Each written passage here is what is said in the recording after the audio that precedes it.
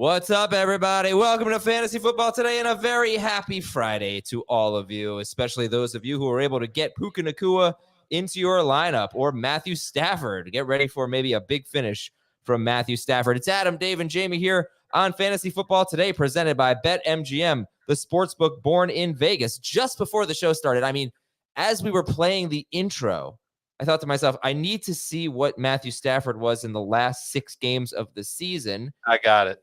25 points per game, just about, would have made him QB3 per game over a full season. He was on pace for 4,831 yards, 42 touchdowns, and 8 interceptions. And the Rams were one of the best offenses in football in that stretch. And we saw a beautiful performance last night. So before I get to you guys and what you thought about last night's game, let me just tell everybody the 7 games that we are going to be taking a look at on today's show in the NFC home games. Green Bay, shoot, I got the wrong notes here. Okay, here we go. That was yesterday's show. Atlanta at Tampa Bay, Buffalo at Seattle, Chicago at Washington, Dallas at San Francisco, Philadelphia, Cincinnati, Tennessee at Detroit, and the Giants Steelers. Okay. Dave, hello. Hi. All right, what do you want to say about this very impressive 30-point showing for the Rams? Well, there's a lot of different directions we can go in, but this is now 6 of the last 7 games where Stafford's had both Kupp and Nacua for the full game, where he's had at least 22 fantasy points. When I saw that stat before the game, I moved Stafford into my top 10. And then I thought to myself, I'm crazy. He shouldn't be in the top 10. And I put him at 12. And now I feel like a dolt because I moved him down and he had 4 touchdowns. This Rams offense is awesome when these receivers are healthy, and they both look really good. So I don't think this is a 1-week mirage by any stretch. And now that the Rams won this game, I don't think they're trading Cooper Kupp. I think they're going to be competitive in the division, and this is going to be an offense to buy into. Stafford's still available in more than half of CBS sports leagues. And Nacua and Kupp played right around 58% of the snaps, so they weren't even working on full snap shares. No, that'll change. Jamie, this was I'm just going to throw this out. You can talk about anything you want, but I know I'm going to forget. A career high snap share for Aaron Jones. Played 92% of the snaps. So what do you want to talk about from yesterday's game? There were 2 comments in the chat I thought were cool. One was, will Puka get 1,000 yards for the rest of the season? Which would be fantastic, and he's got the chance to.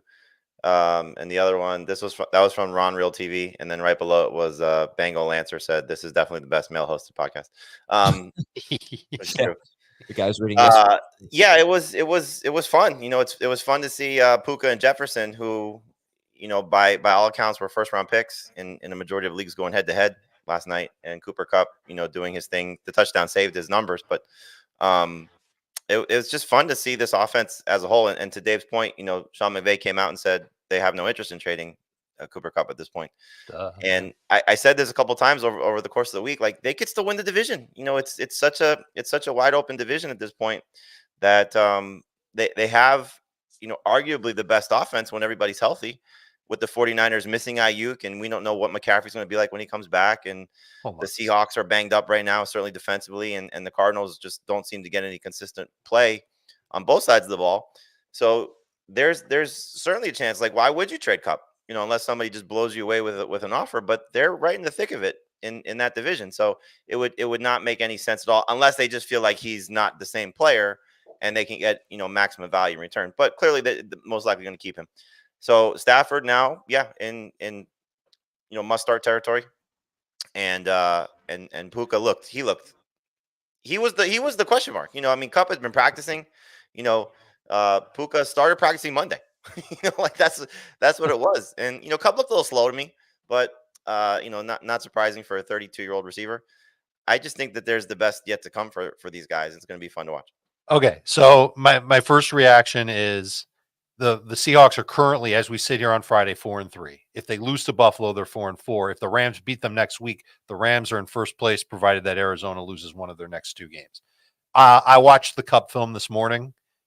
If you're watching his routes where he's like really close to the line of scrimmage, he's not running at full speed, and it's by design. He's trying to draw the linebacker or 2 defenders into him to open things up over the top. So when you watch him at full speed, you wouldn't say that he looked a little slow. I think he looked really good. I think Nacua looked really good. And this is definitely an offense that I would buy into. and they can get healthier. Sorry, they might become buyers now at the trade deadline, James. Now that they don't care about their draft picks. If there's a team that's going to give them some help on the offensive line and especially help on defense, you can see the Rams turn into a real good team real quick. And Verse might be the defensive rookie of the year. Oh, he looked good on that one sack in the first half, I think it was. Yeah. And now on the other side, I just want to mention that the game, look, I don't think that necessarily, the correlation causation thing, I don't know that this is necessarily why, but as soon as Christian Darrisaw went out with the injury, things just were not as good in the second half, not even close for the Vikings offense, specifically for Sam Darnold. He scored 2 touchdowns on his first 2 possessions, and that was the only time they were able to get in the end zone. I think the big difference was they got down near the end zone a couple of times and had to settle for field goals. They got hosed on the safety, should have been a face mask. But I talk about it every single time I talk about Sam Darnold, and I think you saw it last night. Clean pocket, he's a Hall of Famer. Any pressure, and he's just not that good. And if you're missing your left tackle, that could be a problem. We don't know the extent there, but we'll obviously keep an eye on Darrisaw and his knee. And that was right at the end of the first half. And the first half was so much better for Darnold. Looked like Darnold was on his way to a special game. And he ended up with 22.2 fantasy points. And do you know how many fourth quarter touchdowns Darnold has thrown this year? Oh, probably very few. Right. He has 14 touchdowns on the year. Only 1 came in the fourth quarter. His completion rate on the year is 67%. In the fourth quarter of this year, it's 54%. His off-target rate in the fourth quarter is 24.2%. Something is happening, and his numbers aren't as good in the second quarter either. There's something that's happening where as the half rolls on, he loses steam. And I almost wonder if teams are just going to try and really up the blitz and the pressure in those second parts of the half. So late second quarter, mid to late fourth quarter, get after Darnold, have him chasing ghosts, and he starts to play worse and worse. Yeah, and final thing on that is 2 things. One, they talked to Sean McVay at halftime and said, what was the difference in the second quarter? And he said, well, we started to get pressure on him. And 2, here come the Colts and the Jaguars the next 2 weeks for Minnesota. So that's pretty good. All right, we gotta wrap things up and move on. I assume Jordan Addison will probably get dropped in some leagues, 94% rostered. But Sunday is going to be a fun day for all of us. Sunday fun day. I think I'm going to coin that. Sunday should be very fun as we get you started with a YouTube stream at 11:30 a.m. Eastern. Actually, 10 a.m. Eastern. We'll get started on CBS Sports HQ with some fantasy coverage. But 11:30 a.m. Eastern, youtube.com/fantasyfootball today. So those are 2 different ways to get your lineup set on Sunday morning. We'll see you there either 10 a.m. Eastern on HQ or 11:30 a.m. when we do our Q&A, youtube.com/fantasyfootball today. Let's do some news and notes. We are expecting Tua. It's not official, right? No, not yet. It would be amazing if he did not play at this point. Yeah. Amazing in the worst possible way. Right. Yeah. It'd be shocking. Like something has gone horribly wrong. Okay, never mind. I won't make my joke. Jaden Daniels is going to try to practice today. He has not practiced yet. And that's our quarterback news. Running back news. Are you expecting or do we have any idea about Travis Etienne? No idea. He's been limited in practice. I believe he was limited in practice last week and ended up not playing. He was. Our mailbag is at 11 a.m. today, so I don't know that we're going to get a lot of news updates on the mailbag. Jonathan Brooks was limited. We're still not expecting him, though.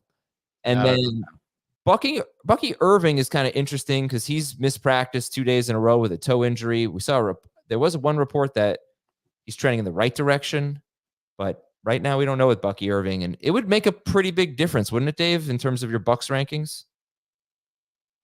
If Bucky Irving, you're going to hit. No. I'd be surprised if you did it for this game. Of course, it would make a huge difference, but Rachaad White is still going to be the top running back on the list either way. It would make Rachaad White a little bit better. It would make Sean Tucker a lot better. Yeah, that's a good way to put it. And what is Sean Tucker's roster percentage right now? Do we need to be adding him? Yes. He might be the best running back. It's not so great on the way. 31% rostered, Sean Tucker. Yeah, there you go. There are 2 guys that you should be picking up right now. Rashad Bateman and Sean Tucker. Yeah, 100%. What's Bateman at? He was at 46% yesterday when I tweeted out Flowers had missed practice. Oh, so the Eisenberg bump put him all the way to 49% rostered. There you go. Nice. Jonathan Taylor practiced in full, so he looks good to go. Maybe Tajay Spears comes back this week, and Ramondre Stevenson practiced in full.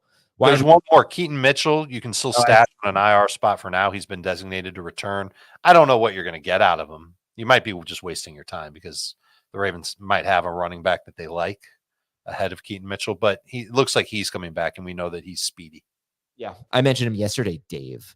Well, I wasn't here, jerk face. Jamison Williams is going to serve his 2-game suspension. He'll miss the next 2 games. Debo is limited, but Jawan Jennings still missed practice. DeAndre Hopkins is going to play. Mike Evans is going to miss at least 3 games.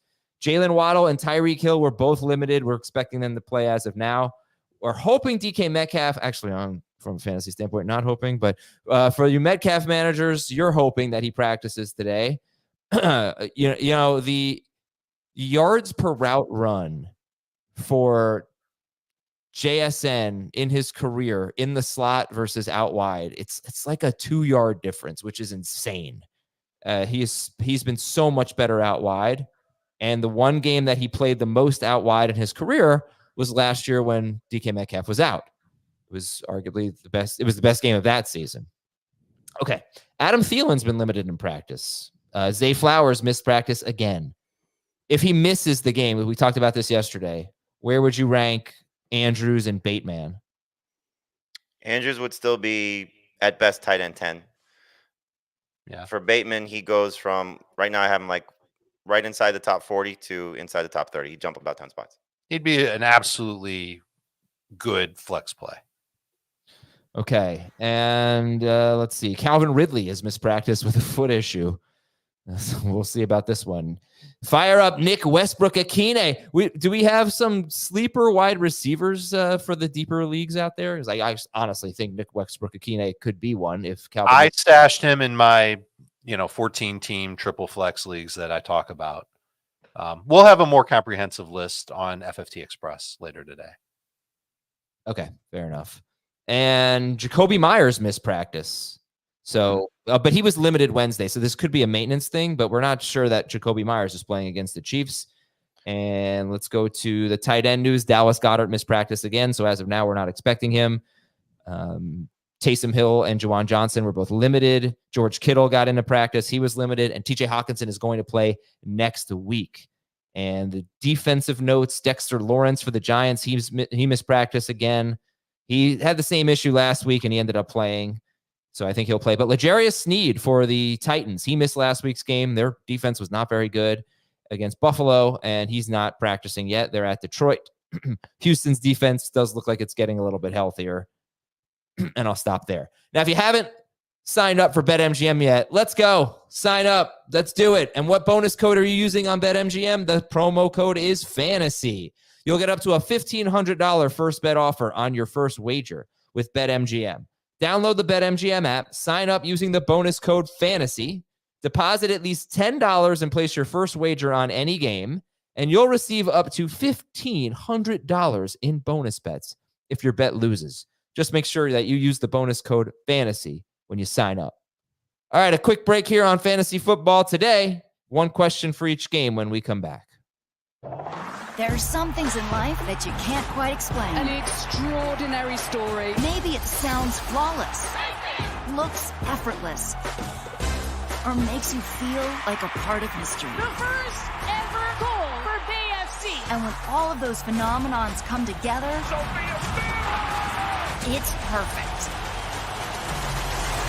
Pitch perfect.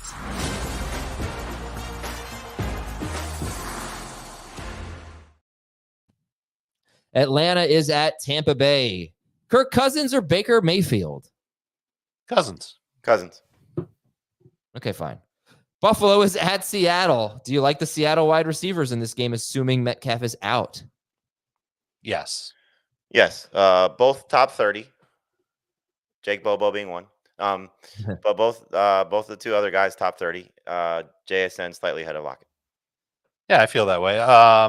I have JSN 24th in full PPR.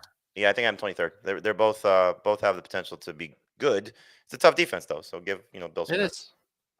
Do you like them better than Jalen McMillan from the previous? Oh, yeah. Okay. Chicago at Washington. Like or love DJ Moore? Love. Does top 20 mean love? I don't know. That's kind of like been him this year. You know, Right. So maybe I'm couching it by putting him top 20. I don't think he's top 12. He's top 15 for me, so he's starting. Kind of the same range. He's a number 2 receiver. Start him. Feel good about it. Should lead the team in targets, etc.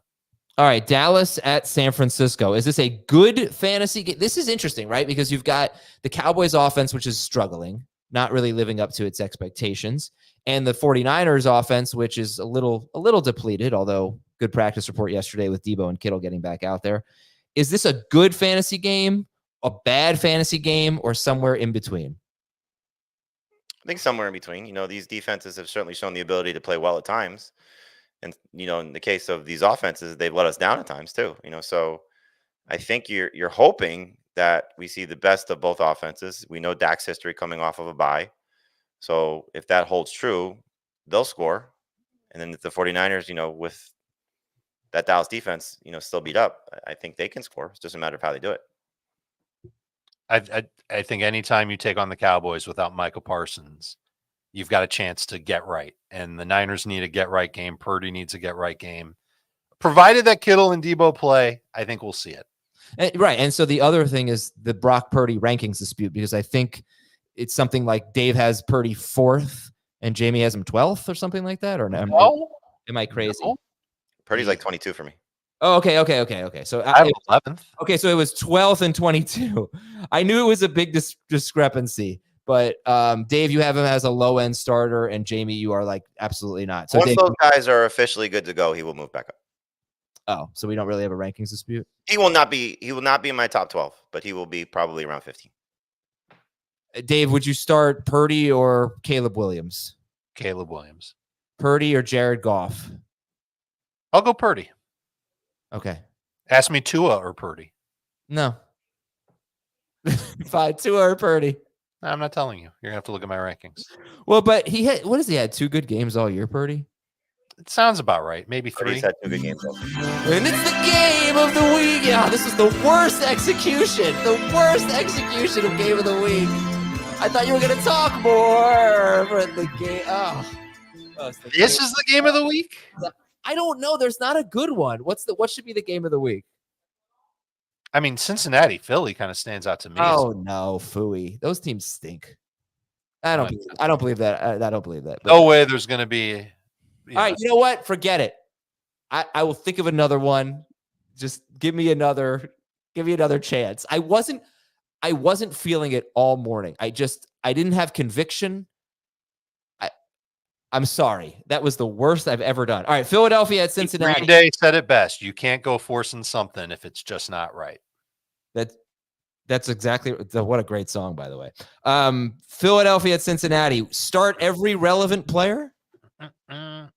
This is the game of the week. Yes. I don't think so. I don't know. Oh, I know that Bengals defense is so good. Can I read you a quote? Let me see. No okay. reading. This is from Greg Cosell, who's been breaking down football film for forever on the Ross Tucker podcast. He said about the Eagles, they're a difficult offense to watch right now. Jalen Hurts is not playing very good. And then he went on to say the quarterback has to be a bigger factor. Jalen Hurts, for whatever reason, he's just not seeing things clearly right now. Basic concepts he's not seeing, and that really handicaps and hamstrings your offense. And yet he hasn't been the same since Shane Steichen left. The offensive line has been beat up several times throughout the course of the season. They have a running game now that they could turn to and rely on. So, who knows how much that's impacted from a negative standpoint. You would think from a positive standpoint, but maybe it's just, take away from some of the things that he's, or at least was capable of doing. So it's not surprising. It's just 24.8, 25.9. Those are his last 2 games when his wide receivers were healthy. His first 2 games of the year, 20.4, 25.8.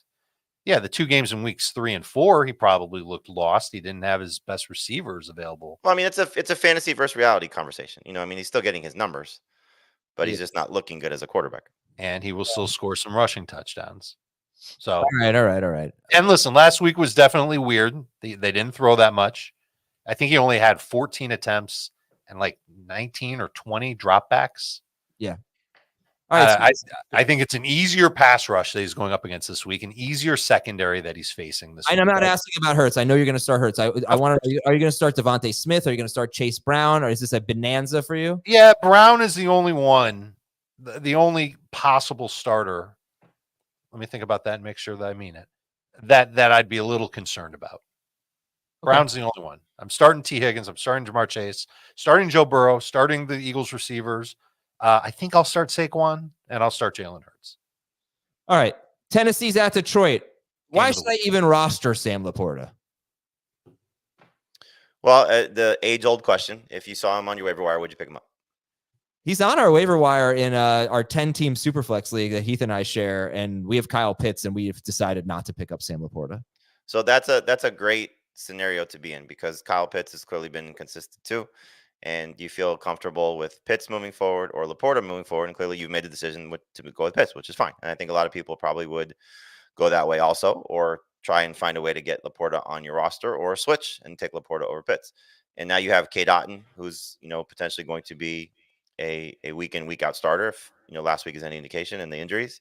You have David Njoku back in the good graces of fantasy managers. You have, Hunter Henry emerging. There are guys that have been outperforming or have the chance to outperform Laporta. This is an interesting 2-game stretch. No Jameson Williams. And does he, go back to being a little bit more of a focal point? The question is the 2 or 3 targets that Jameson Williams has been getting, is that necessarily the difference in Sam Laporta being good? I don't know. I hope so. I hope he finds the end zone. He gets a few more opportunities. He starts to look like the guy we saw last year. I mean, you can argue he's one of the biggest busts this season because of where he was ranked and how he's performed. So it's tough to say start him. I would still like to roster him though. All right. Yeah. I think we would have moved on from him if Jameson was not suspended. Yeah. Remember Panama City, Florida. What's their zip code? 32412. And that's the targets for Sam Laporta in each of his past 5 games. All right, last one, Dave. Giants are at the Steelers. Malik Neighbors or Najee Harris? And then the follow-up after you say Neighbors is, are you sure? I'm sure. I still think that Neighbors' upside is just way better than Najee's. The only thing I can take away, Najee had a great run last week. The entire Steelers offense looked so much more, I don't know, like in sync with Russ. I guess that's confident with Russ. It's just the takeaway that I have from that game against the Jets. And it encourages me for everybody involved. So I like Najee, and I think he can have another decent game, maybe even a really good game because game script should be in his favor. But I'm still going to trust that upside with Malik Neighbors. Najee over a guy like Chase Brown, though, right? I'm ready for that, yes. Mm-hmm. Najee or Tony Pollard. Jamie, I know you don't love Tony Pollard this week. I moved Pollard up a little bit. They might be close. Pollard probably in PPR. Najee in half and none. Okay. All right. Where do you have Najee compared to Chuba Hubbard? Najee head. I've got him back to back. I haven't decided all the way yet. Why are you so thirsty, bro? I walked 2 miles this morning with the dog. Okay. 2 miles. Good for you. Chugging water over there. All right, it's now time for the Helman's Stack segment where we discuss the quarterback and receiver duos to keep an eye on this upcoming weekend. Brought to you by Helman's Real Mayonnaise. Mayo delicious dip. Be served hot while your quarterback plays it cool. Dave, give me a couple of stacks you like this week. Let's have a big welcome back moment. Strike up the band with Tua Tagovailoa and Tyreek Hill. I think that's a stack that's absolutely worth banking on. I think the Dolphins take out all their frustrations from the last few weeks on the Arizona Cardinals. Their best pass rusher, Dennis Gardeck, out for the year with a torn ACL. That stinks for Arizona. Makes it easier for Tua to hold on to the ball for more than 1.5 seconds, and he will. Tyreek should have a big game. I probably have Tyreek ranked way too low. And then the second stack, and this is if there's no Zay Flowers, is Lamar Jackson and Rashad Bateman. I'm serious. I think that Bateman does see an uptick in targets. I think that he can win downfield against the Cleveland Browns. And I think, Adam, your point about how good of a route runner he is comes into play in this matchup because he'll probably be in a lot of man-to-man coverage situations, a lot of one-on-one matchups. And I think Lamar will trust him. So as long as there's no Zay Flowers, I think Bateman can see, I don't know what his season high in targets is. I can look it up real quick, but I could see that he 8. could have close to, not 8, but maybe 6, 7, second highest number. And not as good as he was last week. He had 121 yards last week, but 75 yards would be his second best game of the year. So 5 for 75 is a floor for Bateman. And you're starting Lamar anyway against Cleveland, even though it's Cleveland. So Tyreek is going to be extremely popular in DFS this week, understandably. So it's the cheapest he's been priced all season, Wow. which is just they're begging you to play him. Yeah. Oh, yeah. Okay, great. All right. So that wraps it up. This has been the Helman's Stacks segment, brought to you by Helman's Real Mayonnaise. Just like these QB and wide receiver duos, tailgate snacking and Helman's Mayonnaise make the perfect combo, bringing out the rich and creamy taste to all your game day dishes. So give it a try and Mayo game day be delicious with Helman's Real Mayonnaise. Shop at your local Walmart, Kroger, or grocery store and add some extra deliciousness to your game day dishes this football season. And to the games we go. Atlanta at Tampa Bay. Rankings dispute of the game. It's Kyle Pitts.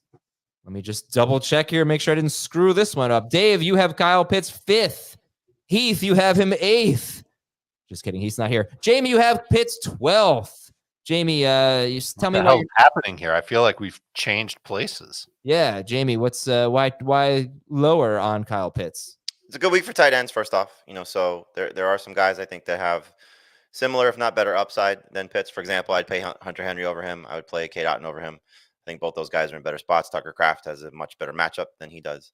Last week was the first time that the Bucs allowed tight end to score a touchdown, and they've been better against tight ends with Winfield on the field as opposed to not. Winfield didn't play in the first game when Pitts was there in week 5. So I just think it's not the easiest layup for him, given how he's performed the majority of the season. I think that's fair. If you're worried about target volume for him, though, he's had at least 8 targets and at least 7 catches in 2 of his last 3 games. I think the bigger concern is how much will the Falcons have to throw? Remember, one of those games where he had 8 targets, 7 catches was against Tampa. It was the game where Kirk Cousins went berserk, threw the ball 58 times. He might not throw it even half as many times because he doesn't have to. I'm a little concerned about this Tampa Bay offense being able to keep up, even against Atlanta's defense, which I think they're a little overrated. So I do worry a little bit about that, but he's been playing pretty well and kind of due for a touchdown. It's been a while since that week 1 score. So maybe he can find the end zone on top of getting, let's call it 6 or 7 targets. Otton and Henry are definitely new flavors of the week. We're excited about them.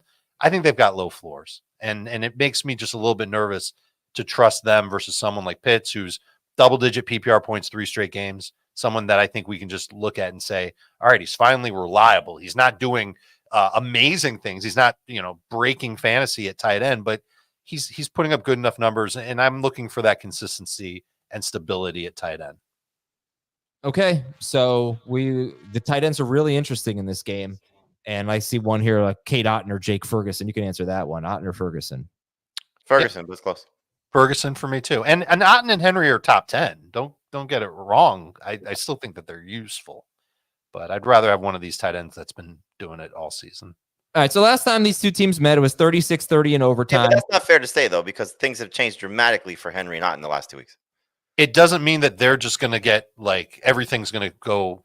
No, but I mean, to say you'd rather have them doing it for the season, obviously Pitts is going to be better than them for the season. One guy had Jacoby Brissett for the majority of the season, and the other guy was competing with Chris Godwin and Mike Evans for targets. It's not a fair comp. Fine, but and maybe that's not fair to say this either, but I don't know if any of these offenses want their tight ends to have the offense funneled through them. I don't know if they all want. I don't know if any of these offenses. The Bucs and Patriots might need to.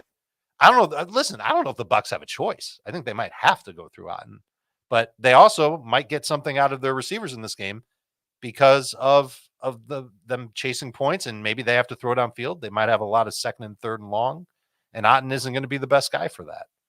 Do the Bucs have a single must-start player? Well, I guess Otton. Well, Otton's a must-start. Just because people might have other options with Otton, but fair enough. Otton is a top 10 guy. Yeah. Yes. Okay, but do they have anyone else? I mean, are we going back to Rachaad White? I have White as a starter in PPR. but must start? No. Do you Najee Harris or Rashad White? Rashad White and PPR. Najee. Dave says Najee. Jamie says Rashad White in full Especially if PPR. Irving's out. Right, that's the thing. If Irving's out, then just become more interesting. Right. That is ranked with Irving playing. That's fair. Oh, okay. And then Cousins, going back to him this week. Yes, he's a borderline starter. That's the best way to put it. I'd still start Tua, Purdy, Caleb, Dak. If you're thinking about Stroud versus Cousins, I'd go Stroud. Like those guys still go ahead of him. Again, I don't think Tampa's going to put up a ton of points. I think the Falcons will be able to run the ball, and I'm not sure how much throwing Cousins will do. It's hard to run on the Bucs with Vita Vea's there. Well, Bijan Robinson's coming off 2 great games in a row. Well, you're not sending him. I mean, there's no way around that. No, because it's just not easy. Before the Carolina game, he was really struggling. Then he had the Carolina game, which was a layup, and then last week he was really good in a worse matchup against Seattle. But worse than this week, you mean? Worse than Carolina. You mean a tougher matchup? Tougher matchup than Carolina. Right. And so this is another tough matchup, but yeah, I don't think they're going to try and push Vita Vea off the ball. That's not even their style of how they run most of the time. I think they'll win on the edges quite easily. They do allow the 3rd most receiving yards to running backs, so you hope that even if Bijan doesn't have a great game as a rusher, that he can make up for it there. Drake London's an obvious start. Darnell Mooney, start or sit, guys? Start. Top 24 receiver. Flex. Mooney or Seahawks guys? Mooney. I'm going to put the Seahawks guys ahead of Mooney. Okay, you guys are about 7 to 10 spots, depending on the format, apart in the Darnell Mooney rankings. So Jamie's higher on Darnell Mooney. Dave's got him as a flex. And then, what Baker Mayfield is the number 2 quarterback in fantasy. I will say he scored 33 points last week against the Ravens. 21 of them came in the 4th quarter. In the first 6 games, he combined for 31.5 fantasy points in the 4th quarter of his 6 games. And then last week in a comeback effort, 21 fantasy points in the 4th quarter. But I have him in 4 leagues. I think I'm sitting him in every league, I'm pretty sure. So it's tough to trust him. I mean, look, he's in a bad spot right now without his receivers. You'd like to see at least one game how it looks and who steps up. And look, a week from now, we could be saying Jalen McMillan is legit and Sterling Shepard filled the role, and Cade Otton is going to be a guy that go-to option that can carry him with these other parts filling the role. But it feels icky to say that until you see it. So when he's been with the Bucs over the last 2 years, he's had 43 dropbacks without Evans and Godwin on the field. So this is obviously sprinkled across many games. He's completed 57.5% of his passes, 23 of 40, 4.8 yards per attempt, no touchdowns, 1 interception, 8 out of 8.9 yards, 15% off target rate, quarterback rating of 59.6.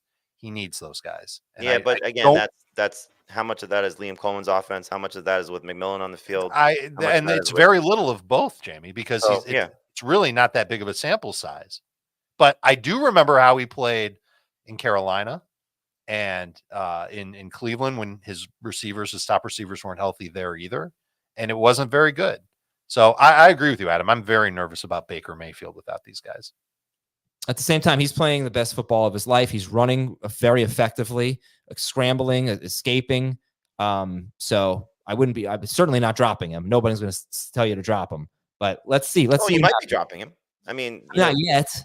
No, you're not dropping him now. But the thing about it is, like, we get to week 12, and if Evans comes back, there's 3 or 4 managers at minimum that aren't paying attention and should have their quarterback situation settled by that point, that they may not be looking to pick up Baker Mayfield if he's had 3 straight bad games, plus coming off a bye week. All right, guys, we got to move forward, Dave. I'm just going to say he plays Las Vegas in that dreaded week 14 where there's 6 teams on bye and everybody's fighting for playoff lives.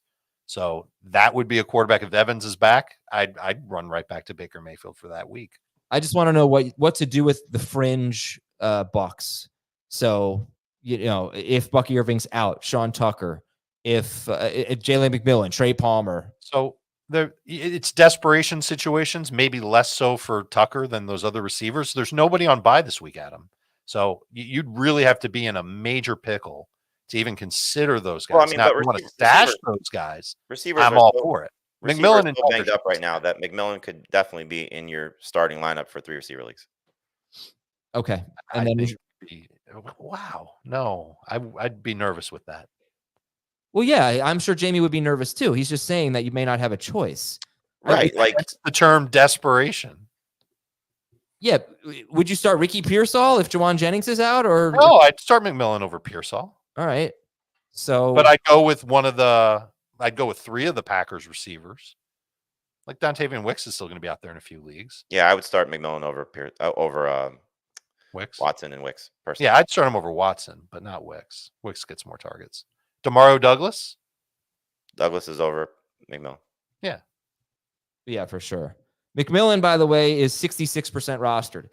Trey Palmer is 4% rostered.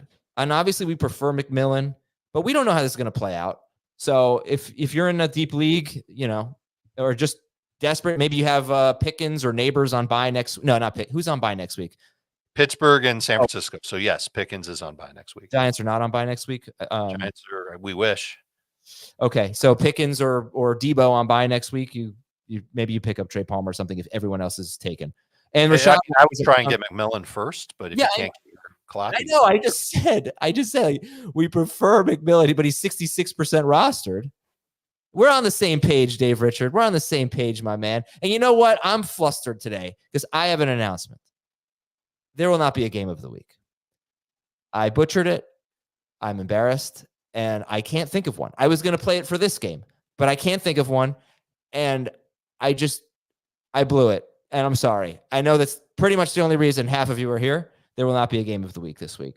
All right, we're going to take a break. When we come back, Buffalo is at Seattle. We'll be right back on Fantasy Football Today.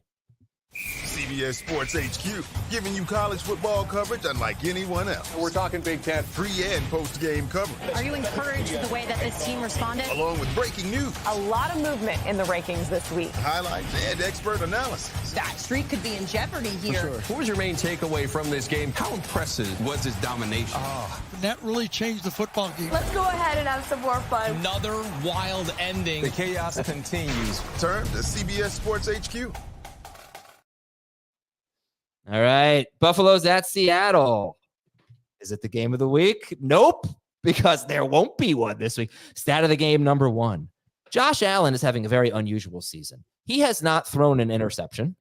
His passing yards per game are down about 40 yards from 2023. And 2023 wasn't that high of a passing yards per game year for him anyway. Fewest passing yards per game by far in 5 seasons. Fewest rushing yards per game of his career.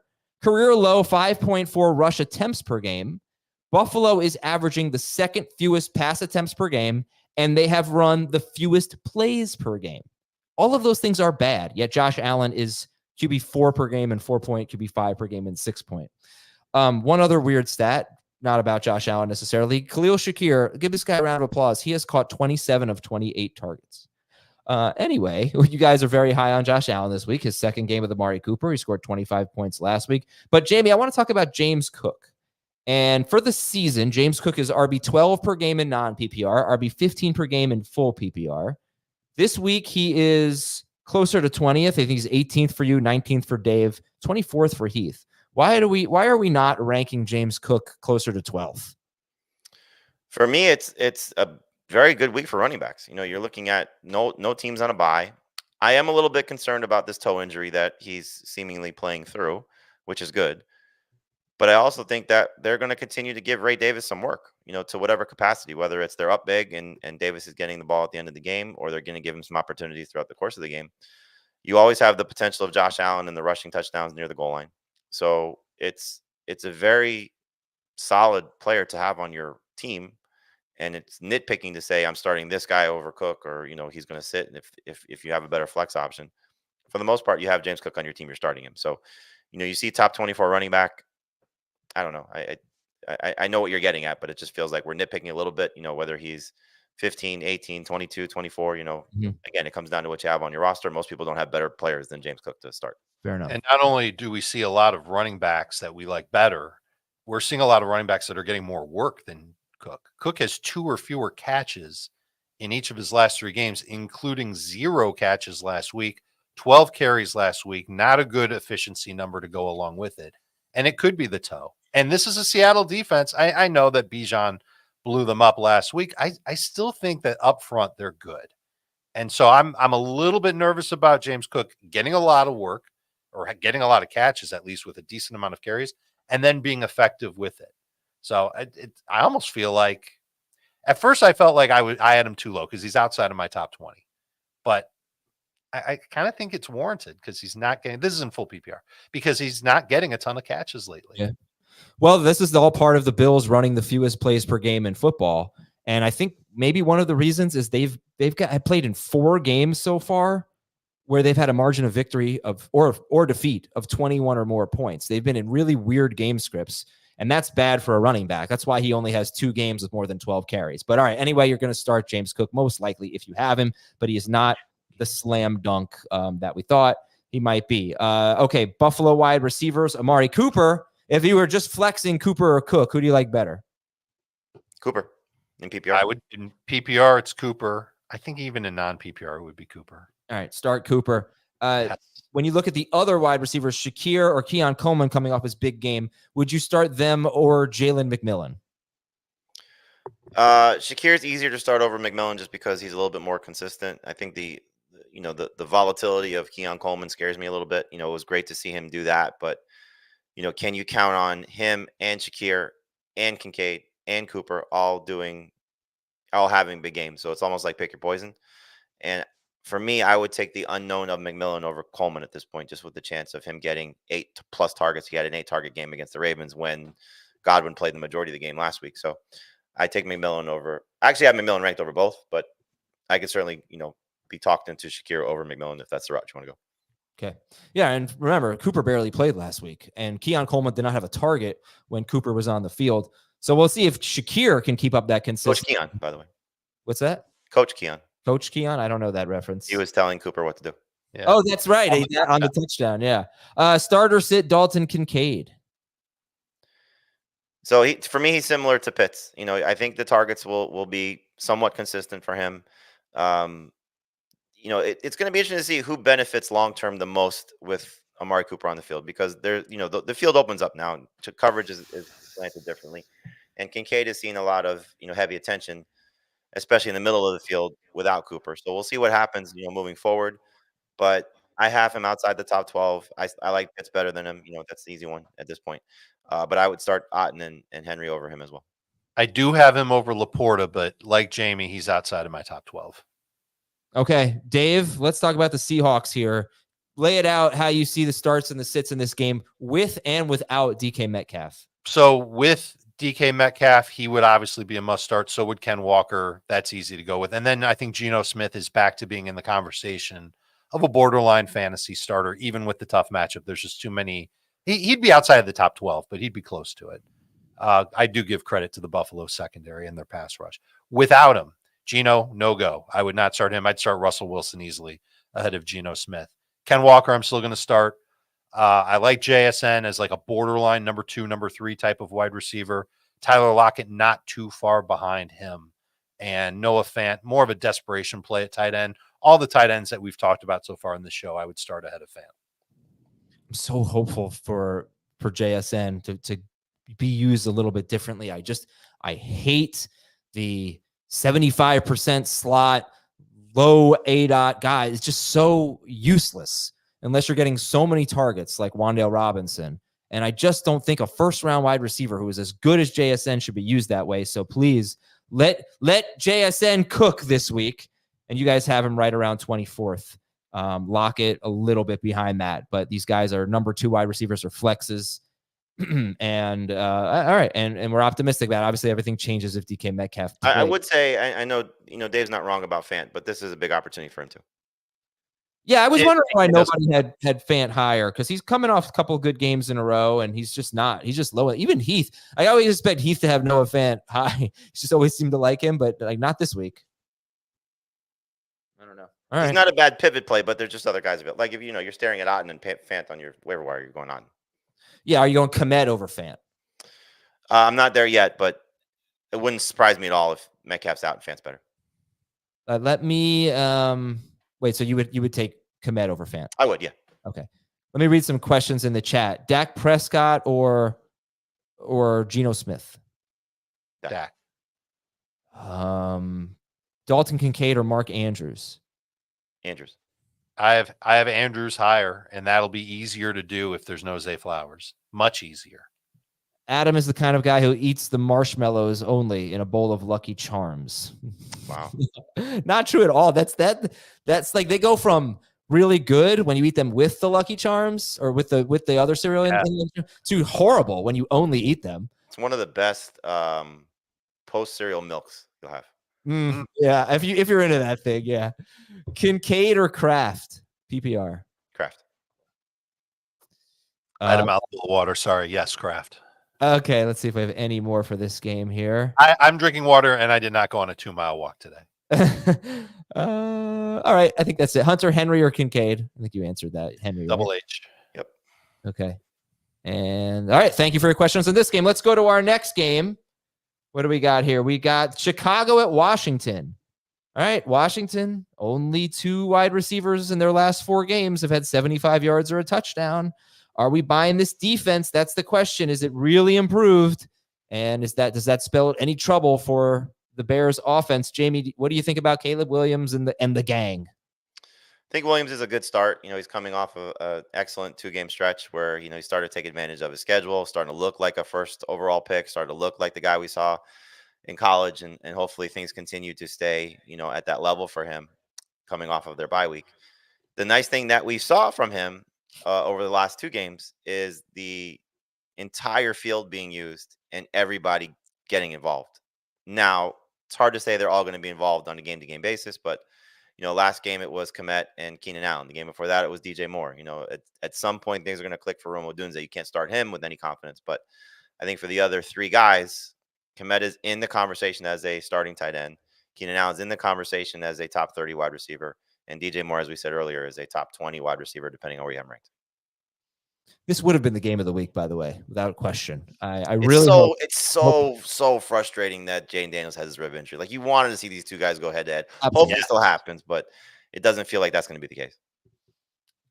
And Dave, how does the absence of Jaden Daniels affect this game? How would you rank players differently if he were to play? Well, I'd move McLaurin higher for sure. Where is he now? He's still a number 2 receiver for me. So now the other stat of the game is that actually stat of the game number 3, I guess it would be, was only 2. I don't have it. Like, only 2 wide receivers have been good against this team. Basically, it's been Gabe Davis and Nico Collins against the Bears. They are so good against wide receivers. So yeah, McLaurin's a sit for me if Daniels doesn't play. How far down do you have him? Yeah. Like, I'm not starting Jalen McMillan over him, but I would start JSN over him. I would start Tank Dell over him. I would start Romeo Doubs over him. I just think that those guys in better matchups with better quarterbacks, like McLaurin scares me. He's been very good. He's been, better than I expected, with Daniels. And if Daniels starts, I'll go right back to starting McLaurin, even if Daniels not 100% a tough matchup. But with the matchup and Marcus Mariota, I'm very nervous. I feel that. I was impressed. And listen, everything I'm about to say, huge asterisk because Washington played against Carolina, but I was impressed with how Mariota looked. 100%. Absolutely. He seemed very comfortable. And I think that he's going to have to throw. And we've seen McLaurin make big plays with bad quarterbacks before. And so he's the type of receiver, 2 plays could swing it from a bad fantasy week to a good fantasy week. I might have him a little too high. I've got him 20th among wide receivers, but I still believe that he will be target leader and a guy who could come through, not for a huge game, but let's call it 13 PPR points. I think he can get you that. Okay. And yeah, Mariota started off a little slow. His first 3 dropbacks, he was sacked. He overthrew De'Ami Brown on a deep ball. A couple plays later, he made another bad throw to Brown downfield, but then he settled in and he played very well. But this is a Bears defense that is basically the polar opposite of the Carolina Panthers. However, they are still perhaps without 2 starters in their secondary. This is the guys Brisker and who else was Tyler Gordon. They both have not been practicing. Right. I don't know if Gordon would be a factor for McLaurin unless McLaurin played in the slot a lot, but to me, that doesn't matter too much. It's still going to be a lot of Jalen Johnson and McLaurin. So to Jamie's point, that part makes it hard to really believe in a big game for Terry. Okay. Caleb Williams. I think, Dave, you have him 6th? Yeah. All right. Jamie, you have him 9th. Let's go. Caleb Williams. Well, not you, but everyone else that held on to Caleb. I still have him in many leagues. I don't want to hear it. I made one mistake, but go read Adam's sleepers column. He was one of the headliners. Who's sleeper column? Him and Alvin Kamara. You really nailed those two. And T. Higgins was a sleeper. I had Rico Dowdle, I think, in the breakouts column. I'm just impressed that you referred to yourself in third person. Yep. All right. And then you dropped him for Andy Dalton. No, I dropped him for Tank Bigsby to keep Andy Dalton. That's right. Keep Andy Dalton, of course. Mm-hmm. DeAndre Swift or James Cook? Swift. If Jaden Daniels plays, would you go McLaurin or DJ Moore? I'd go DJ Moore. I think I would too. Okay. DJ Moore or Amari Cooper? Cooper.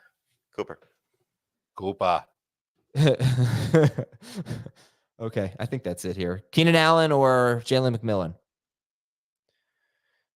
Allen. Oh, Brian Robinson. We got to talk about him. Brian Robinson Jr. or Josh Jacobs? So Robinson makes me a little nervous with Mariota, just the entire offense in general. Jacobs is easy in this one, even if Jane Daniels plays. But I think you got to be a little bit nervous about the entire Washington offense. What happens if Robinson does not score? It's going to be ugly. Low end number 2 running back. Okay. The Bears' run defense, though, is their weakness. So it is. That's true. But I don't think it means that Washington's going to be able to go in there and just hammer them with the run for 4 quarters. Oh, who were we just talking about? Oh, Bucky Irving Rashad White or Brian Robinson Jr. Still Robinson. That might change if Irving's up. I got to move Robinson down. I have him 21st. It's too high. Bears DST is top 8. If Jaden Daniels plays, would you try to get away from the Bears DST? Yes, but not completely, because clearly he's dealing with something that's pretty significant. So will he be able to make it through the game? Will he be as effective? Bears defense, as you said, they've been very good. So can they keep it up even against one of the better quarterbacks? Okay, Dallas is at San Francisco. It was the game of the week. Then it wasn't. And it sent me into a game of the week tailspin. A repeat stat of the game. James Conner is the only lead running back to average more than 3.7 yards per carry against San Francisco. So remember, during the bye, the Cowboys said they wanted to get Rico Dowdle more involved, but this is a tough matchup for Rico Dowdle. I think it's a tough matchup. Some of these games were before Kinlaw was out for the season. But Dave, start or sit Rico Dowdle? Sit. I don't want to trust him. I don't think that he's going to be the catalyst of this Dallas offense. And I still think the Niners run defense, despite what we've seen in recent weeks, I still think they're pretty good. Yeah, I mean, I know Kareem Hunt scored a couple times, but didn't exactly run that well. Right. Averaged 2.3 yards per carry a couple weeks ago. If we're going to give Rico Dowdle 20 carries, then I'm sure he'll find the end zone at some point and give you 60 yards with it. But I don't think that that's what Dallas is going to do. All right, so Dowdle behind Brian Robinson Jr. then? Yes. All right. Even after move B-Rob down. Why do you guys seem to like Dak Prescott this week? His numbers off a bye. I mean, it's pretty amazing. I think it's 7 times. I think he's been in the league 8 years. He missed the one where he had the broken thumb, or the broken ankle, excuse me. So 7 times in his career coming off a bye, 1 game under 22 fantasy points. He's averaging 28 points per game in his career off a bye. It's just ridiculous. Now, will it be the same? It's hard to say. I mean, he's playing a very good defense. He's on the road. His offensive line is not the same. His receiving core is not the same. But the numbers are there. And so I don't know if he's going to get to the 30 points per game like he had last year, or 3 or 4 times over the course of this stretch. But I think, low 20s is realistic, and still top 10 caliber quarterback. It could be one of those situations where, especially if the 49ers are healthy, that what we saw from him, not the Detroit game, what was it where they were, not the Steelers, the game before the Steelers, where Giants, 20.7 fantasy points. No, there was the one game where he was awesome, but it was garbage time. 34 points against the Ravens. That's what it was. Yeah. Yeah. Yep. That's definitely a possibility. Dak or Caleb Williams? I have Caleb over Dak. I'm back to back on them. I think I moved Dak one spot ahead of Caleb, but again, I don't have a problem if you want to go Caleb. Dak or Kirk Cousins? I'll take Dak. Dak. Okay. Somebody asked in the chat, Dowdle or Tank Bigsby? That's a good question. Bigsby if ETN is out. Dowdle if ETN is in. All right. Yeah, good. Let's go CeeDee Lamb. Let's get going. How do you guys feel about Dave? How do you feel about Jalen Tolbert, who I believe is about 53% rostered? I wouldn't want to start him. I think he's more of a number 4 receiver or a flex, a low-end option. He's in that same range for me as Dell, McMillan, Christian Watson. Like you're hoping for 1 or 2 big plays. Okay. And then Jake Ferguson is top 7 for everybody. So we're optimistic for him. 49ers haven't really been so great against tight ends. Well, I mean, they were great against Kelsey, but not Noah Gray in recent weeks. Brock, but you know what? I bet we have a lot of Ferguson questions. So if you do, fire away. We might have a lot of questions in this game. Starter sit Brock Purdy. Borderline starter. Oh, right. We did this earlier. Yeah, I would not start him if there is no Debo or Kittle. Or, excuse me, if there is no Debo. Kittle seems like he's definitely playing. If both those guys are healthy, then he's a top 15 quarterback. Look at this comment, Dave, from Austin. Dave will eat his words on his Dowdle hate. Ooh. I hate a lot, so wouldn't surprise me if that somehow finds its way onto my plate. There you go. All right. So then let's talk about Jordan Mason here. And you guys are much lower on Mason than Heath is. I know full PPR is not his best format. So let's take a look. PPR, Jamie 20th on Mason, Dave 24th, Heath 9th. And I think Heath has him 5th in non-PPR. Yeah, you guys are a little bit low on him. Swan song here for Mason. I just saw a report that the Niners are very optimistic, or he has a very good chance of playing in week 10, Christian McCaffrey. So, Dave, you're not expecting Jordan Mason to go out with a bang? No, I think he might. And I think I have him ranked too low. Dallas's run defense has allowed at least 12 non-PPR fantasy points to 4 of the past 6 running backs. And the teams they didn't do it, it was the Steelers, and we know that Najee didn't have a great game then, and it was the Giants. They've been beat up by teams that are good at running the football. I still think the Niners are one of those teams. Mason should be higher, but I do think it points again to a lot of running backs are healthy. A lot of running backs are going to play a lot. And I don't know if he can get like much more than like 90 total yards. And then you're hoping he scores on top of it. So he's going to be a number 2 fantasy running back. Okay. Jamie, any thoughts on Mason? I agree. I think, it's I don't know how healthy he is. That's part of the problem. It's like he's fighting through the shoulder injury. You're right. This is his last opportunity to be the solo act. So he may still have a significant role, if they want to keep McCaffrey limited. But this is his last chance to be the feature guy. So he should go out with a bang. Felt like there was a difference between Mason in the first half and the second half, where in the first half he still seemed a little tentative. And then in the second half last week against Kansas City, he started to like feel himself again. And he started to run with a little bit more power. The blocking was also better for him. So that would encourage me to be more in on Mason. See, I don't know how you could start a guy like Najee Harris over Mason. Do you guys have Najee over Mason? No. It shouldn't be that way. Yeah, because like they're kind of the same. They're probably not going to catch more than 2 passes. They might catch 0 passes. Mason's just a more efficient running back. I don't think the matchup is all that different for either of them. I think that obviously the Steelers have a better chance of just killing the clock at the end, but that could be Warren. Could be. But remember with Najee, Najee scored with 9 seconds left last week. Boost his numbers. So, and for whatever it's worth, Cordero Patterson's going to be back. It is a loaded week at running back, though. You're right. I mean, it's just tough to get him, especially in PPR. It's tough to get Mason too high because, like Javonte Williams or Jordan Mason. Javonte. To me, Javonte. Yeah, I get that. But that's one of the only names that's ahead of him that you're like, whoa, that's interesting. But it makes sense. He's facing Carolina. All right. So people wanted more Rico Dowdle. I got a lot of questions in the chat. I will get to them. This is an interesting game.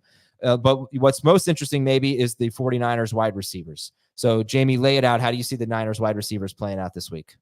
I would hope that Debo starts. You start him, and he's got top 12 upside because no Brandon Ayuk. So he's the easy one. Whether you consider him a number 1 or number 2 receiver, he's a starter. Kittle's easy. I don't know if you want to factor him in, but yeah, you start him. If Jennings plays, Jennings is a top 36 receiver.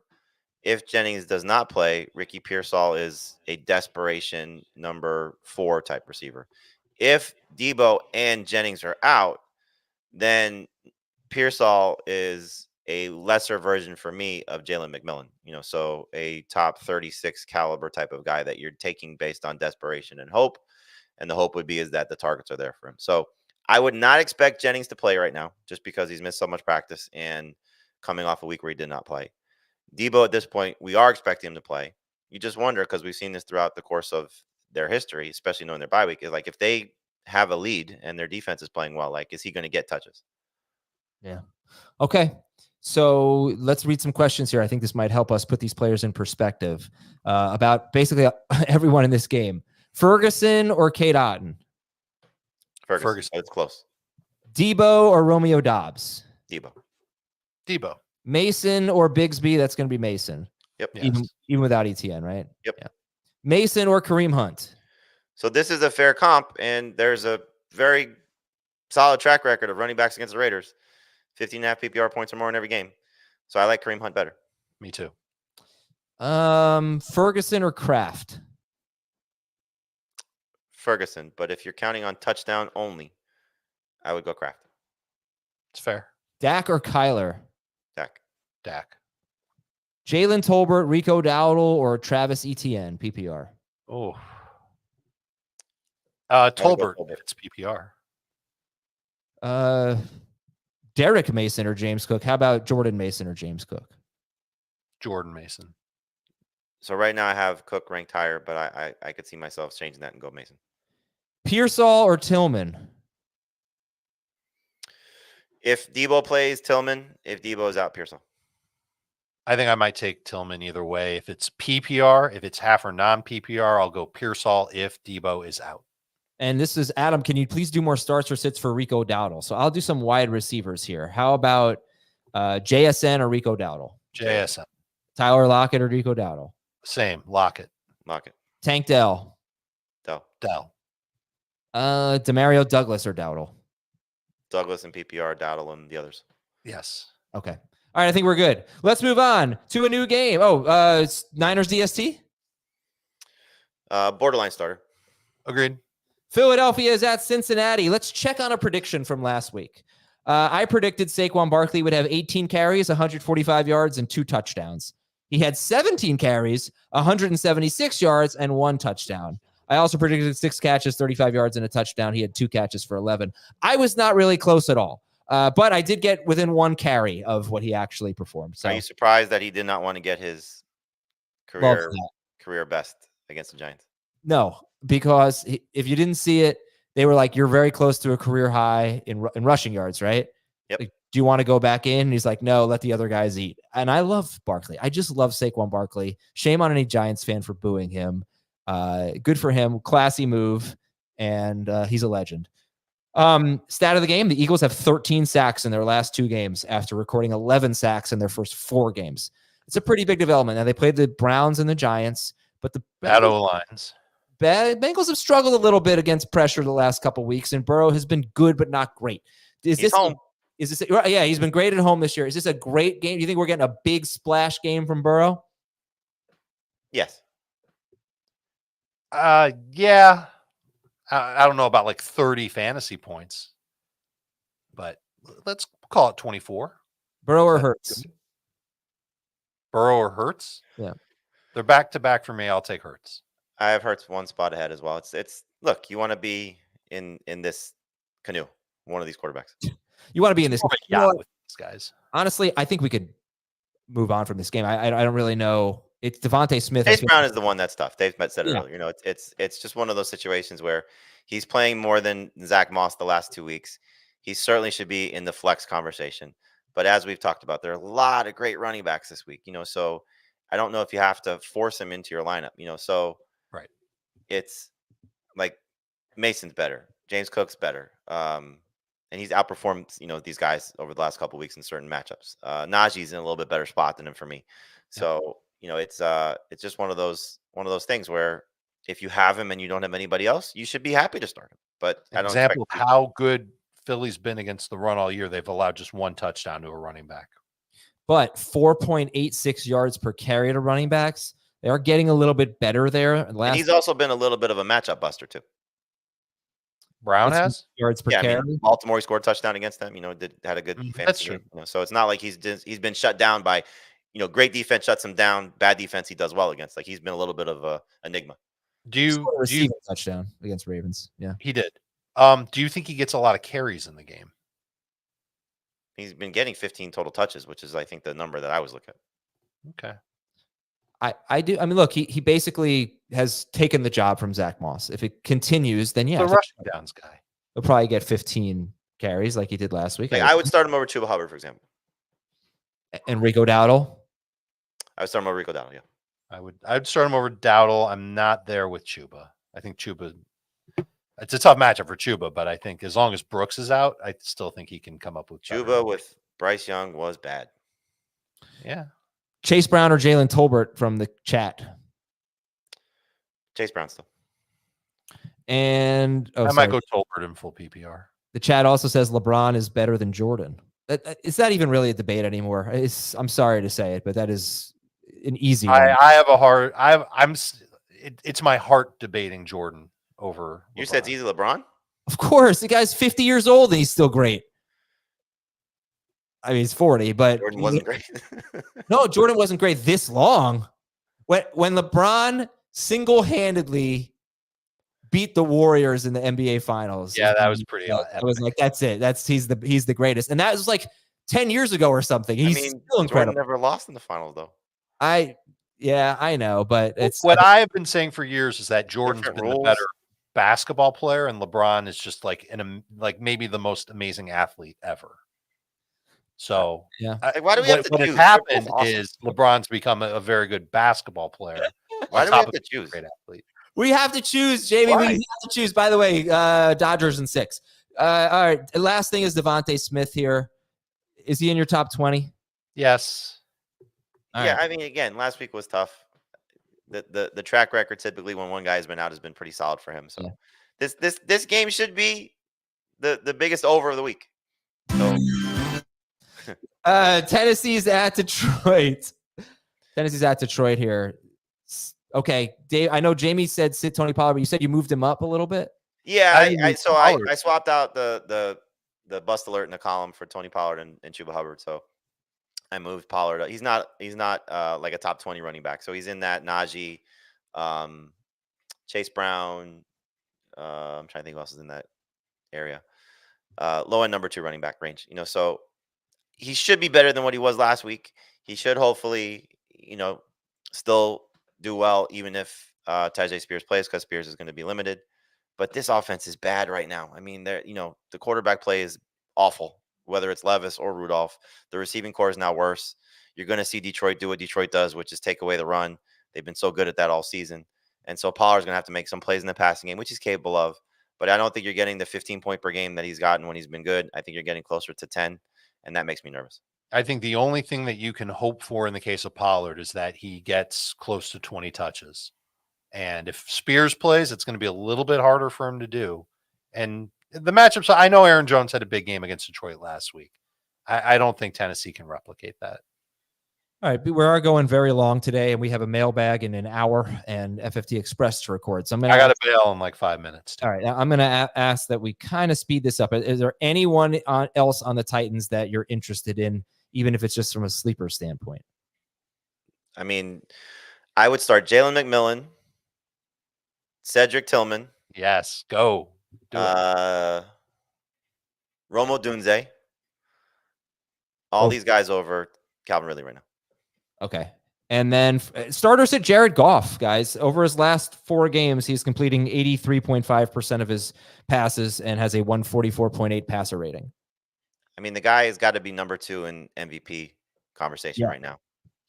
And has just been fantastic. Like he's so efficient. He's dialed in. It's not like losing Jameson Williams is, oh my God, he's lost, such a significant piece. He has, but I think you get between hopefully Laporta and Tim Patrick and the running backs, like he still gets his numbers. Just the concern would be is if, this is a multiple touchdown game for both Jahmyr Gibbs and David Montgomery. And I mean, multiple touchdowns for each of them, or one of them, so 3 combined touchdowns for those 2 guys, which is certainly possible. And Goff only gets you, like 280 and 1. Then you're disappointed. But yeah, I would start Goff over Tua for that question. Oh yeah, the question was Tua or Goff. You go Goff. Dave, how about you? Tua or Goff? I've got Tua higher. I just think there's more upside. If Snead plays, I think it does make it a little bit harder because he will take away part of that field for Goff. He's played great and he's a borderline starter, but I'd chase that upside with Tua. Start both running backs. Would you start David Montgomery or Jordan Mason? That's not, when we were talking about Mason, that's one I was debating just because I wonder if Montgomery's not 100%. I know he's not on the injury report. At least I don't think he is. They're both touchdown dependent. I could see Mason having a higher ceiling this week. All right. Dave said Montgomery and start St. Brown. I don't think we're going to start Khalif Raymond or anybody else, but Raymond has 10 targets in his last 2 games. So if you're in a super deep league, and Sam Laporta is a sit. I mean, he's no higher than 14th in the rankings right now. Detroit DST is definitely one to start this week. They are 5th for Jamie, 10th for Dave, I think, and 4th for Heath. And the Titans, they allow the most fantasy points to DSTs. Moving on to the Giants and the Steelers here. Daniel Jones has scored 22.3 or more fantasy points in all 3 road games. All 6 of his touchdowns have come on the road this year. That is really weird. But yeah, without Andrew Thomas, I have no faith. I heard an interesting stat that made me think twice about this game for just a brief second. This is the largest point spread that the Steelers have been favored in post Ben Roethlisberger era. Most of the Steelers have been favored in the post Ben Roethlisberger era. 6 points? Yep. Wow. Oh man. I don't know if that's true, but I heard it on the radio. I feel like that's public perception pushing that number higher because the Giants looked so terrible last week and Russ looked amazing last week. So what do you think about Neighbors? Are you hesitant at all? Not to sit him. Pickens or Neighbors? I have Pickens ranked higher. I have Neighbors higher. Waddle or Neighbors? Neighbors. Tyrone Tracy, any interest? He played. I'll take Neighbors over Tracy as well. Any interest in Tyrone Tracy or Jalen Warren? I think I have them back to back with Tracy one spot ahead. Like I don't want to start a Giants running back. Right. Like if I had to start a Giants running back, it would be Tracy. Yeah, he played so many snaps last week. And I think he had all the high value touches too. Starter sit Wan'Dale Robinson. Snaps, I should say. Robinson is lower than he's been in a few weeks for me. So he's top 30 still. Better in PPR than non. I think we're getting 6 catches again. It's just a matter of is it 23 yards or is it 53? Right. 23. And Russell Wilson, any interest there? Russell Wilson or Baker Mayfield? Russ. I'll take Russ. Geno Smith or Russell Wilson? Geno, but it's close. I'll take Russ if there's no DK Metcalf. Heath is very high on Najee Harris. He has him in the top 15. You guys have him around 24th. And we've talked a lot about him, but he needs a touchdown. It's the same thing with Najee Harris. He pretty much always needs a touchdown. The Giants, they give up 5.3 yards per carry to running backs. So I think they were showing some improvement before Saquon Barkley pantsed them last week. We love George Pickens this week. Any interest in Pat Freiermuth? Not so much, but he's in the conversation of if you want to carry 2 tight ends just to see what happens. Because again, they had did we figure out if it was 2 or 3 design plays for Darnell Washington? No, I don't know. It was at least 2. So they're trying to, and I saw a quote from Arthur Smith. You want to reward guys who are playing hard, and I think that was part of it. So 2 for 51, 3 targets. That's not exactly something that you want to say is sustainable for starting fantasy caliber tight end numbers, but I hope a start. There's still a work in progress of who's going to be the second or third receiving option for the Steelers. And right now, no one has emerged. Van Jefferson got a touchdown last week. We saw Calvin Austin a few weeks ago have a decent game. That was with Justin Fields, and at some point, Roman Wilson will get on the field and do some things. But I think Freiermuth in deeper leagues, if you are still stuck and, Dalton Schultz and Tyler Conklin and those type of guys are your tight end, you might want to pivot to Freiermuth and just ride it out rest of the season. Well, the problem is that he's on bye next week. So if you're not using Freiermuth now, you might be clogging up a bench spot that you could need, or you could go and stash somebody else. One of the other stash guys that we've talked about.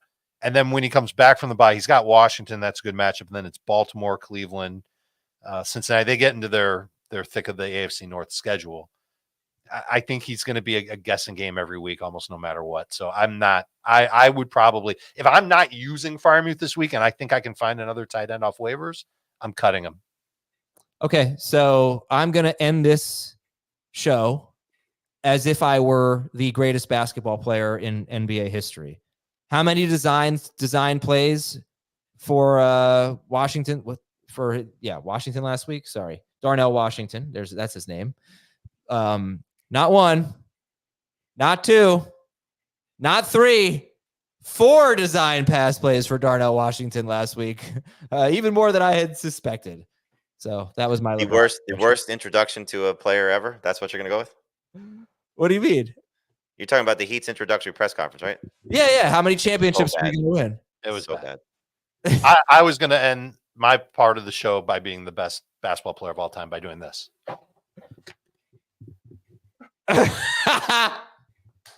Crying Jordan meme. All right, we're out of here, everybody. Have a great weekend. We'll talk to you later on Fantasy Football Today.